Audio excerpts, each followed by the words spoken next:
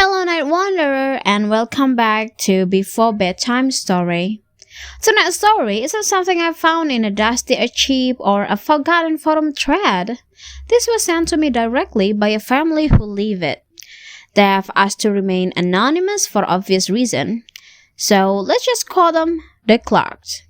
Their story began not in a crumbling gothic mansion on a stormy hilltop, but in a place that seems eerily completely ordinary. A place where horror is the last thing you would expect. This is the story of their move to the Sunburn Estate. So the Sunburn Estate is a relatively new development on the outskirts of a historic market town in England.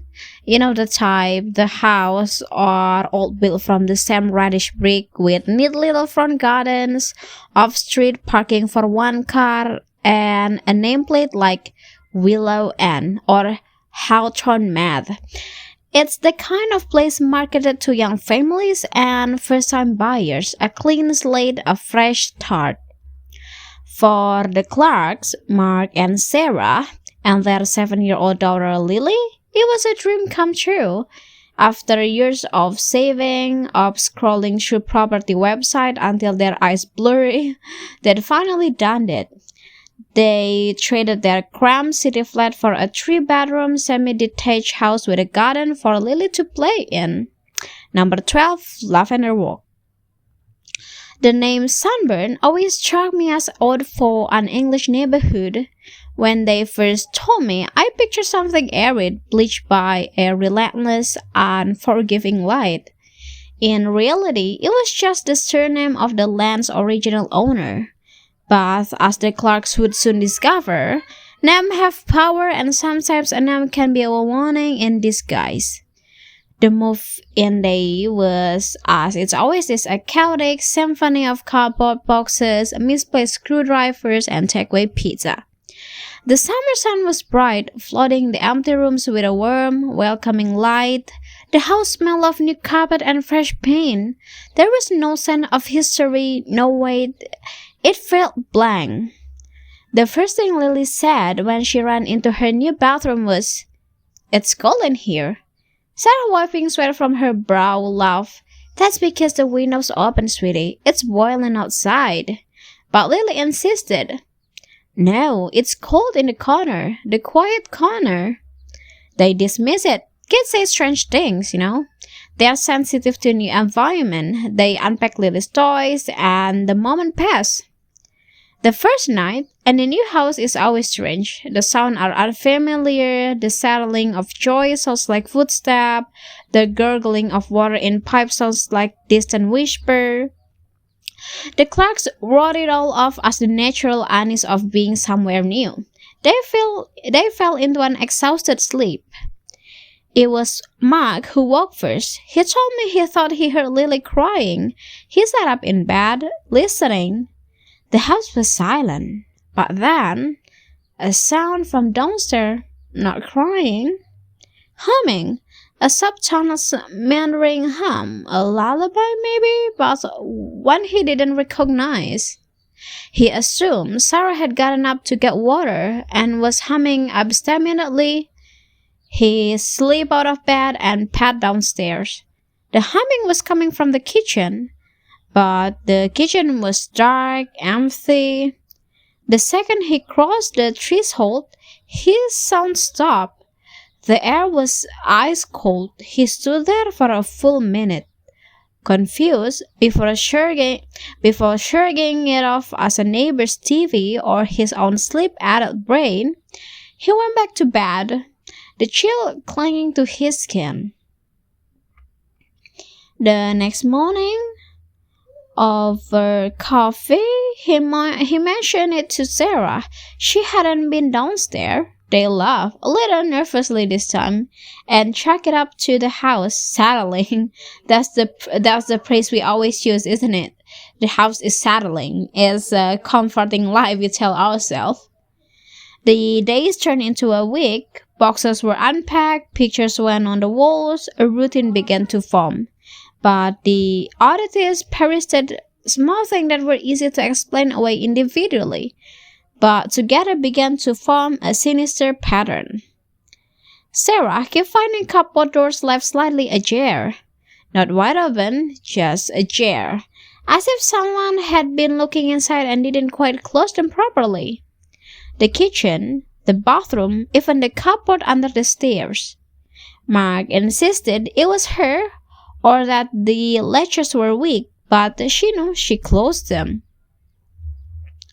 Lily started talking about her quiet friend. She said he was a tall man who stood in the corners of rooms where the light didn't quite reach. He never come too close, she said. He just watched and he was very cold.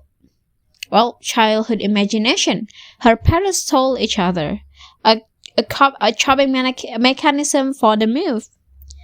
Then came the smells, a sudden overwhelming scent of damp earth and rotting flowers would waft through the house, concentrated in the hallway, lasting for a few seconds before vanished completely.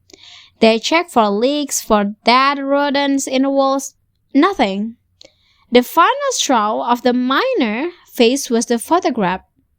Digital photos that taken since moving in several of them, especially ones of Lily playing in the living room or her bathroom, there was a strange smudge, a gray blurry patch in the background. It looked like a lens flaw, a smudge on the camera, but it was never in the same place twice. And if you look at it for too long, if you really started, it began to look less like a smudge and more like the shape of a figure. Turn away from the camera, its head bowed. They were rational people. They Googled orbs, lens flare, matrixing, the phenomenon where the human brain tries to find similar patterns in randomness. They convinced themselves that's all it was, but the seed of doubt was planted. It had taken root. The horror began in earnest on a Thursday night. It was raining, a city insistent drumming against the windows. Mark was working late, Sarah was reading on the sofa, Lily was in bed. Sarah heard it first, a scratching sound, not the patter of rain. This was slower, more deliberate screech, scrap, screech. It was coming from the wall behind the television, the party wall they shared with number 14. Her first thought was an animal, a bird in the eaves maybe, or a mouse. Annoying but not supernatural. She pressed her ear to the wall, the scratching stopped, and then it was replaced by something else. A voice, muffled, distorted by the plaster and brick, but unmistakably a voice. It was too low to make outward, but the tone was clear. It was a man's voice, and it was furious, a low, guttural stream of bitter anger. She pulled away from the wall, her heart hammering. The people next door, the Wilson, were a lovely elderly couple. They'd brought over a welcome basket. This vitriol didn't sound like Mr. Wilson. It sounded primal. The voice stopped as suddenly as it had started. Silent return, filled only by the rain. Shaken, Sarah decided to call it a night. She went upstairs, checked on Lily, who was sleeping peacefully, and got into bed, leaving the lamp on until Mark got home. An hour later, the doorbell rang. It was Mrs. Wilson from next door. Her face pale and drawn in the porch light. She looked terrified. "Sarah?" she whispered. "I'm so sorry to bother you so late. Is everything all right?" Sarah asked. "It's my Frank," she said, wringing her hands. We had a bit of a row. He got very angry, started shouting. I've never heard him like that. I'm so embarrassed. I just wanted to apologize in case you heard anything through the walls. The sound carries so terribly in these new houses." Sarah felt a wave of relief, so powerful it made her dizzy. Of course, an argument, that's all it was. She reassured Mrs. Wilson, told her not to worry, and closed the door, feeling foolish for her earlier fear. She texted Mark. False alarm, just neighbors arguing. She finally turned off the lamp and fell asleep. She was woken by the sound of her own bathroom door cracking open. The digital clock read 7:37 a.m. Mark was snoring softly beside her. The landing light was off. "Mark," she whispered Lily. "Lily?" There was no answer. The door was open about a foot, just a black rectangle of space, and then a shaft filled in. It was tall, much taller than the door frame, forcing it to stop.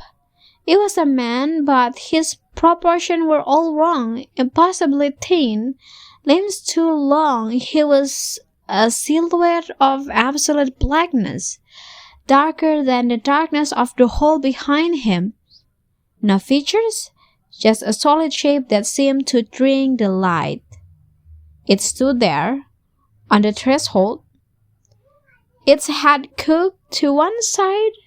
Sarah was paralyzed, a scream trapped in her throat, frozen in pure animal terror. This was no trick of the light, this was a presence, a thing. It took a step into the room. The floorboard didn't crack, it made no sound at all. The cold hit her, first, a deep, penetrating cold that had nothing to do with the temperature of the air. It was the cold of the grave. It leaned over the bed, over Mark, and then its rump shift. The furious guttural whispering started again. This time it was clear, right in her ear. Yet coming from the thing itself, a rasping, head-filled voice, speaking words that made no sense yet carried the weight of pure malice. "Get out of my earth! Get out of my earth!" It lingered for what felt like an eternity, pouring its hatred into the room. Then, as lightly as it arrived, it turned and left. The door remained open. Sarah didn't sleep another wink. She lay rigid until the sun came up. When she finally told Mark, his face cycled through concern, confused, and finally dismissive rationally. "A night terror," he said. A waking dream, the stress of the move, hearing the neighbors argue, it's all come together. It felt real, but it wasn't. He was so pure, so logical, and she so desperately wanted to believe him. So she tried for a few days. She almost succeeded. Then it started communicating with Lily. She calmed down for breakfast one morning, her little face serious. "Mommy," she said, "the comment says we have to leave. He says we're sitting on his garden. He said his flowers are gone." Mark and Sarah exchanged a look of pure dread. They had never ever used the phrase "sitting on his garden." They had never discussed anything like that with her. That was the end of rational explanation. Something was in their house, and it was focusing on their child. The phenomena escalated rapidly, violently. Doors would slam shut with enough force to shake the walls. Lily's toys would be found arranged in a strange ritualistic circle in the middle of her floor. The humming returned, now loud enough to hear from any room in the house. The smell of decay became a constant sickening companion. They tried everything. They spoke to the neighbors, the Wilson cautiously feeling their way into the subject. The old couple went very quiet. Finally, Mr. Wilson, a retired local history teacher, sighed deeply. "We didn't want to say anything," he began, his voice heavy. "It drives the price down, but this estate, it wasn't always houses.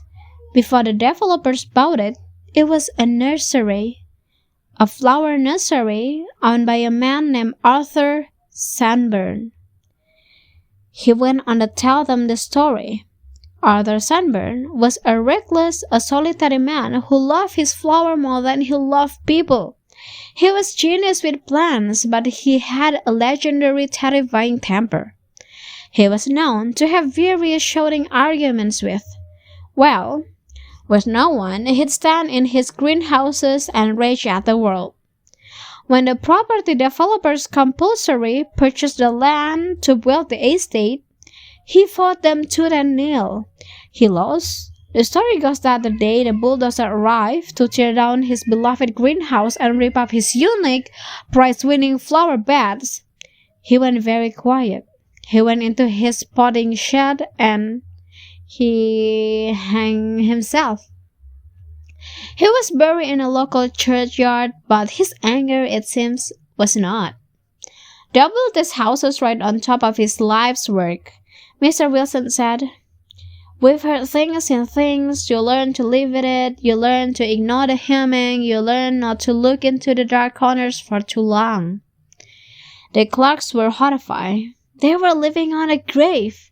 Not a body, but the grave of a man's passion and his profound, vengeful rage.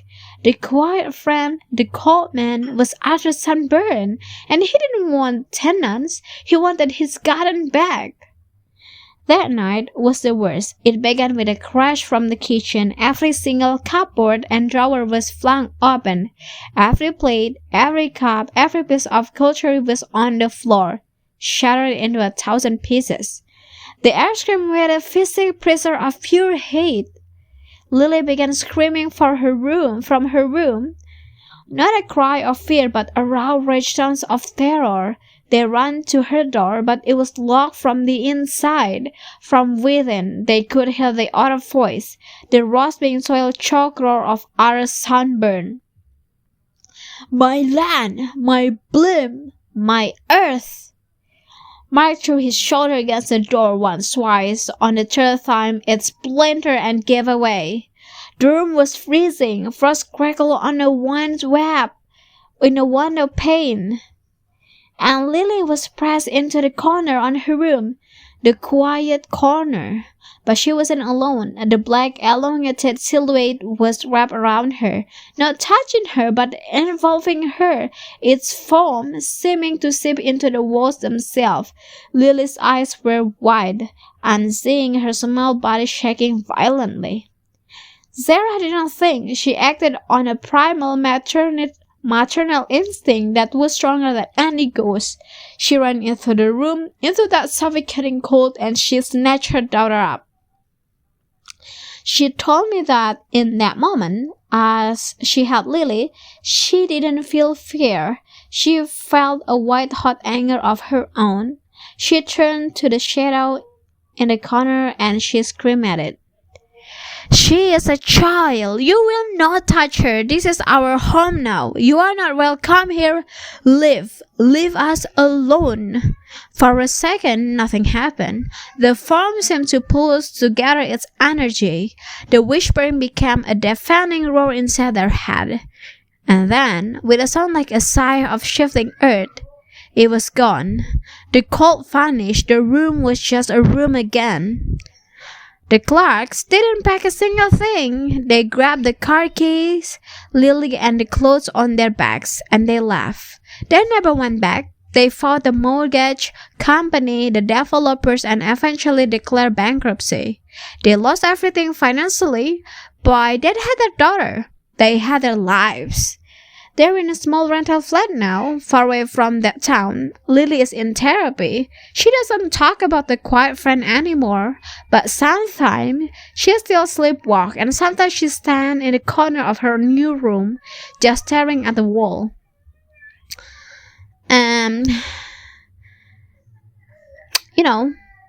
They sent me their story because they saw one of my videos. They wanted people to know that horror doesn't always live in ancient castle or cursed forest. Sometimes it's buried under a foot of fresh topsoil and cheap out astroturf in a neat little estate with a friendly name. The Sunburn Estate is still there. The houses are still occupied. I've checked. I wonder if the new families in those little homes hear the humming at night. I wonder if they find their cupboard doors ajar. I wonder if their children have invisible friends who stand in the quiet, cold corners. I wonder if they know they are living on the grave of Angry Man's garden. So, What do you think? Could you stay in a house like that? Let me know in the comments below. And if you have a story you like to share, you know where to find me. And don't forget to like, subscribe, and hit that notification bell so you never miss a story. And remember, sometimes the most modern places have the oldest ghosts. Bye bye!